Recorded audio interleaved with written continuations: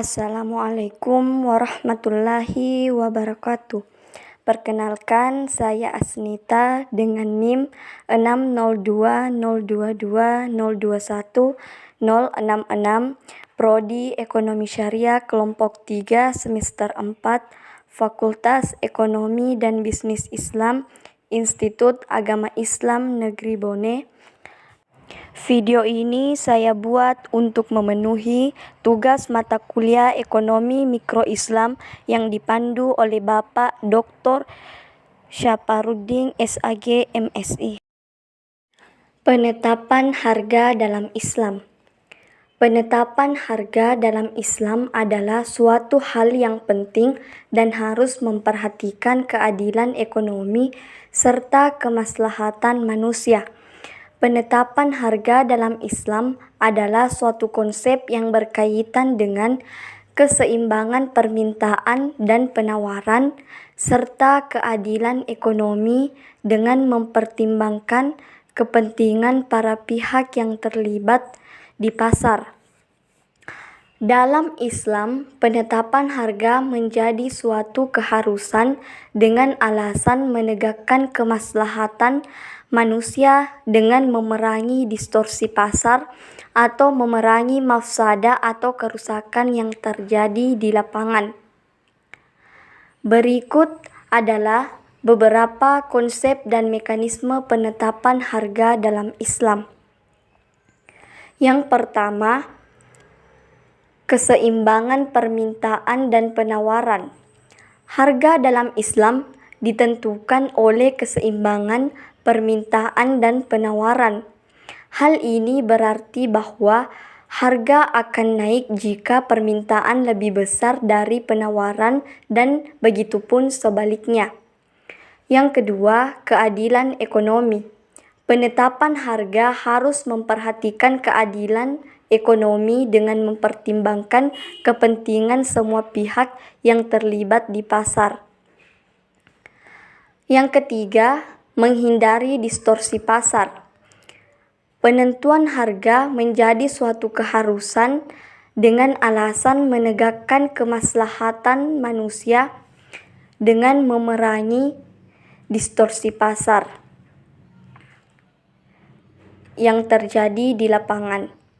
Yang keempat, pemerintah. Ketika terjadi tindakan yang bersifat zalim sehingga terjadi distorsi pasar atau harga tidak berada pada titik keseimbangan, pemerintah sangat berperan untuk mengambil kebijakan berupa penetapan harga dengan melihat faktor-faktor penyebab terjadinya distorsi tersebut dan mengembalikan harga pada titik keseimbangan. Konsep penetapan harga dalam Islam sesuai dengan maqasid al-syariah, yaitu merealisasikan kemaslahatan dan menghindari kerusakan di antara manusia.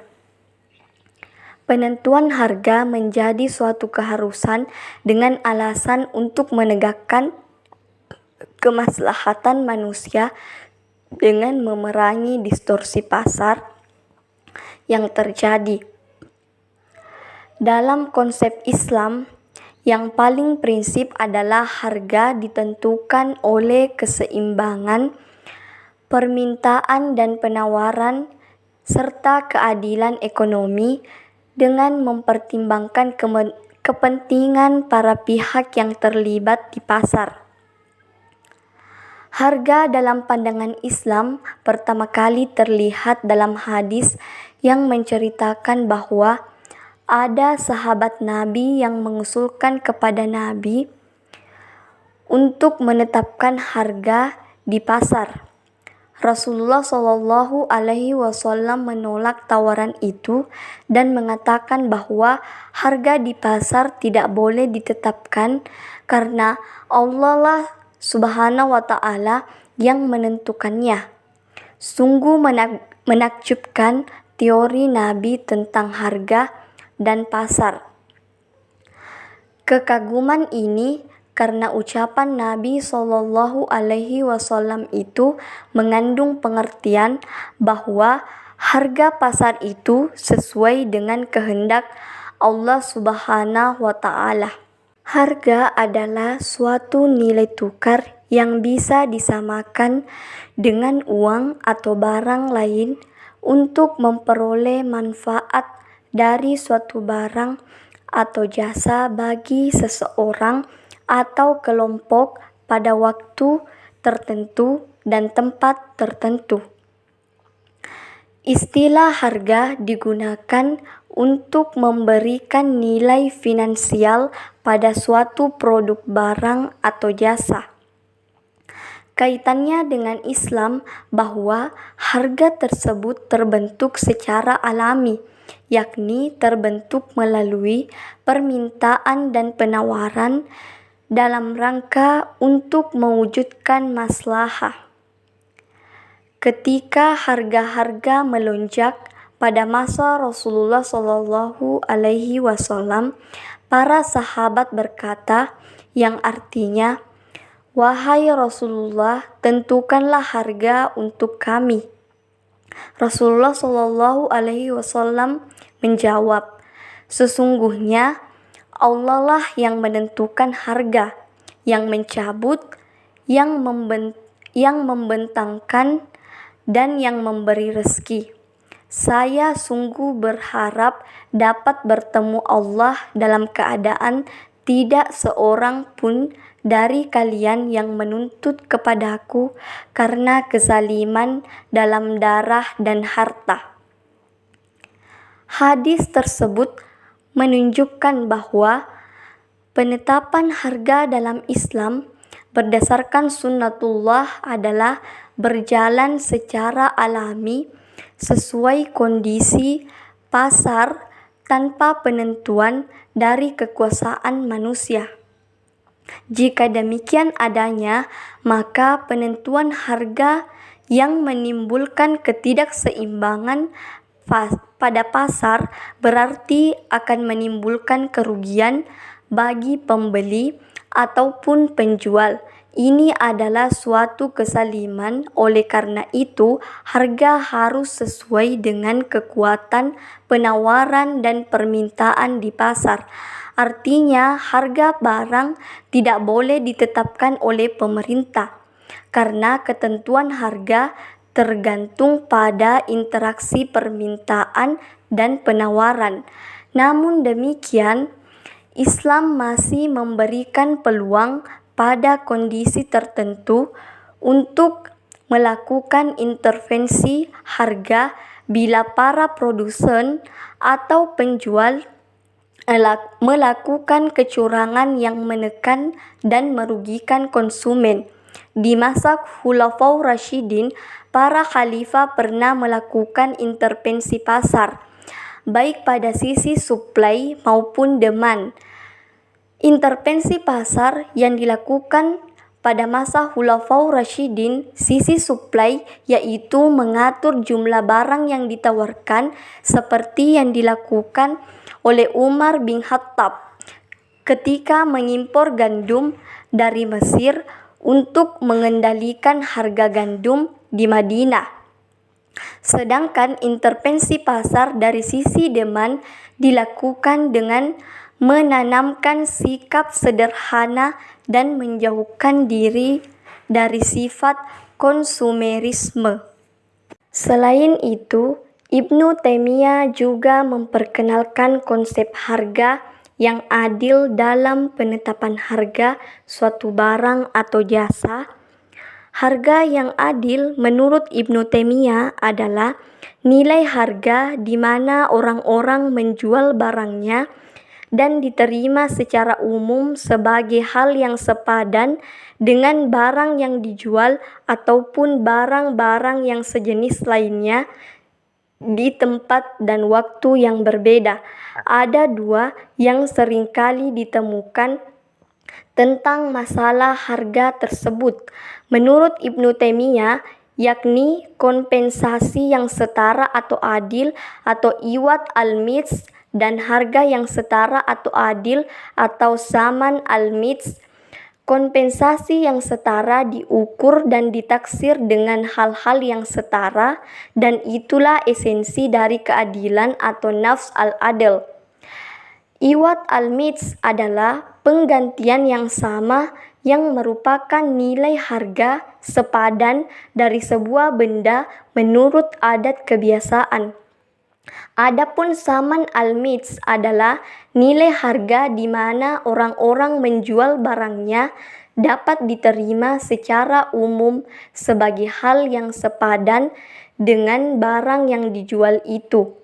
Keadilan yang dikehendaki oleh Ibnu Taimiyah berhubungan dengan prinsip la darar, yakni tidak melukai dan tidak merugikan orang lain.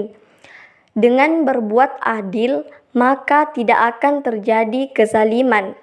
Tujuan utama dari harga yang adil adalah untuk menegakkan keadilan dalam bertransaksi, pertukaran, dan berbagai hubungan lainnya di antara anggota masyarakat.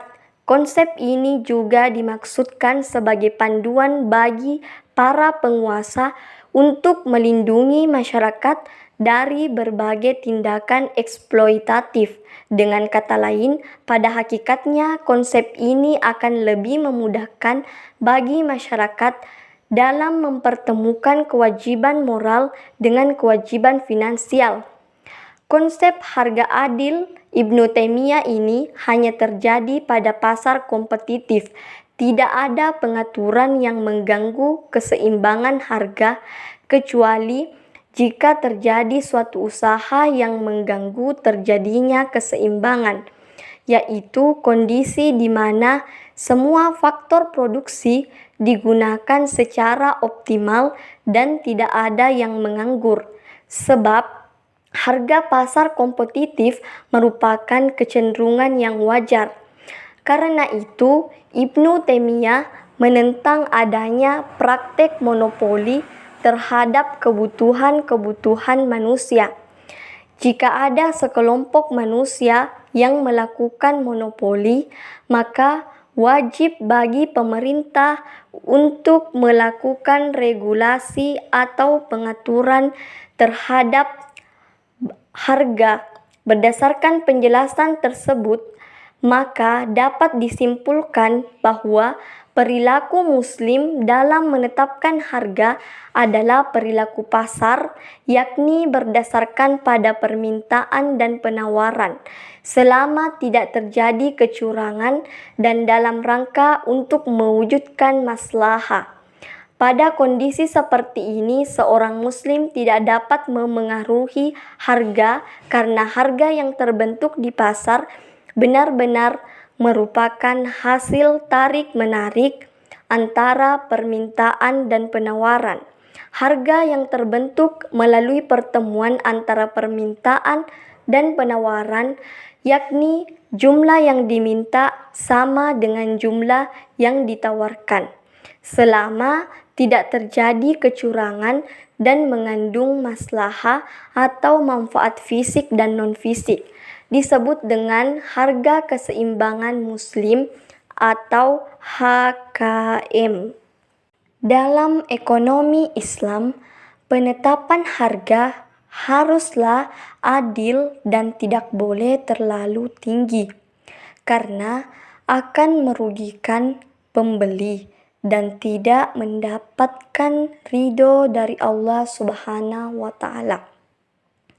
Harga yang dipatok oleh pedagang juga harus memperhatikan kebutuhan pokok manusia dan tidak menimbun barang pada saat terjadi kelangkaan barang.